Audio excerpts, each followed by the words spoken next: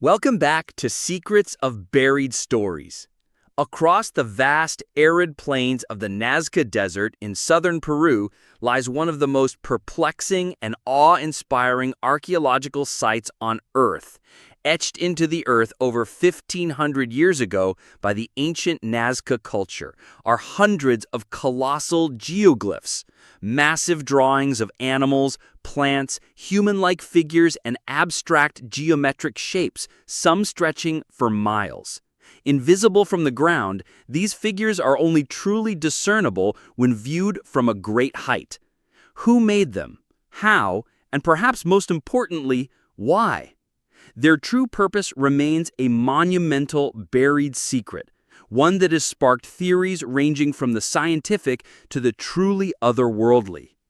The Nazca culture flourished in the region between roughly 100 BC and 800 AD. They were skilled farmers, potters, and textile artists, adapting ingeniously to their extremely dry environment by developing complex underground aqueducts called puquios. But their most enduring and mysterious legacy is etched into the desert floor, a vast canvas of stone and sand. The geoglyphs were created with remarkable simplicity and precision. The desert floor is covered with a layer of reddish-brown pebbles oxidized by the sun over millennia. By removing this top layer, the Nazca people exposed the lighter, yellowish soil beneath, creating a stark contrast. This simple technique, multiplied over vast areas, allowed them to draw on a colossal scale. The incredible dryness, lack of wind, and stable climate of the Nazca Desert have preserved these delicate lines for centuries, a silent testament to their creators. The sheer variety and scale of the designs are breathtaking. There are over 800 straight lines, some running perfectly for miles across uneven terrain. There are more than 300 geometric figures, including massive triangles, rectangles, trapezoids, and spirals. But the most famous are the biomorphs, around 70 enormous figures of animals and plants. A spider, nearly 150 feet long, is so detailed it accurately depicts the reproductive organ on the leg of a specific, rare species of spider found in the remote Amazon. A hummingbird, over 300 feet long, is captured in a moment of delicate flight. Other figures include a monkey with a spiraling tail, a condor with a wingspan of over 400 feet, a lizard, a pelican, and a whale. But the most confounding figure for many is one often dubbed the astronaut. A humanoid figure standing on a hillside with large, round eyes and what appears to be a helmet, it looks strikingly out of place among the animal figures. To some, it is the most compelling piece of evidence that the Nazca people were depicting something or someone not of this world. The central mystery isn't necessarily how they made them. While creating straight lines for miles and perfectly proportioned figures on such a large scale without an aerial view is an incredible feat of engineering and planning, it's considered possible using rudimentary surveying tools like stakes, ropes, and basic geometry. The real, enduring question, the key to unearthing their buried secret, is why? Why dedicate so much effort over so many generations to create a massive art gallery that can only be fully appreciated from the sky? This question has given rise to a spectrum of fascinating theories. The most widely accepted scientific explanation connects the lines to religious and ceremonial purposes. Archaeologist Johann Reinhard, a prominent expert in the field, argues that the lines and figures are linked to rituals for water and fertility. In the bone-dry Nazca Desert, water was life. The animal figures, like the hummingbird, often associated with rain in Andean cultures, or the spider, a symbol of rain and fertility, could have been offerings or appeals to mountain or sky deities who were believed to control the water supply.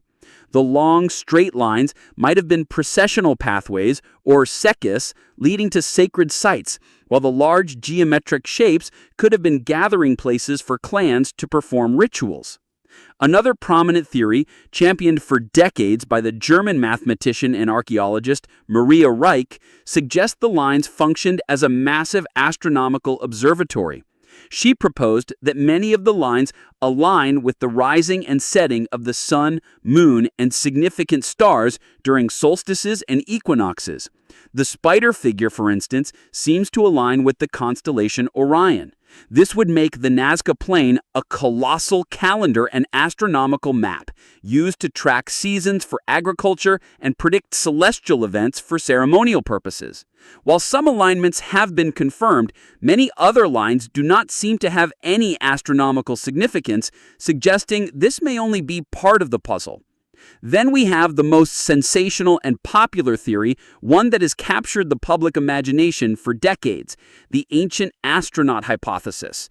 Popularized by authors like Erich von Däniken, this theory proposes that the Nazca Lines were created for, or even by, extraterrestrial visitors. In this view, the long, straight lines are not pathways, but landing strips for alien spacecraft. The large geometric figures could be navigational aids, and the animal biomorphs, they could be clan symbols to identify different groups to the sky gods, or perhaps even attempts to replicate what they saw.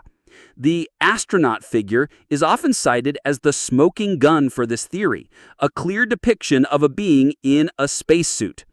While the ancient astronaut theory is not supported by mainstream archaeology, it persists because it offers a simple, albeit extraordinary answer to the central question: why build something for the sky? It suggests the Nazca people weren't just praying to sky gods, they were interacting with beings who literally came from the sky. Could the buried secret of the Nazca Lines be that they are a welcome mat, a map, or a memorial to ancient contact? Recent research using modern technology like drones has continued to uncover new, smaller, and fainter geoglyphs, many from earlier cultures that predated the Nazca, suggesting the tradition of drawing on the desert floor is even older and more complex than previously thought.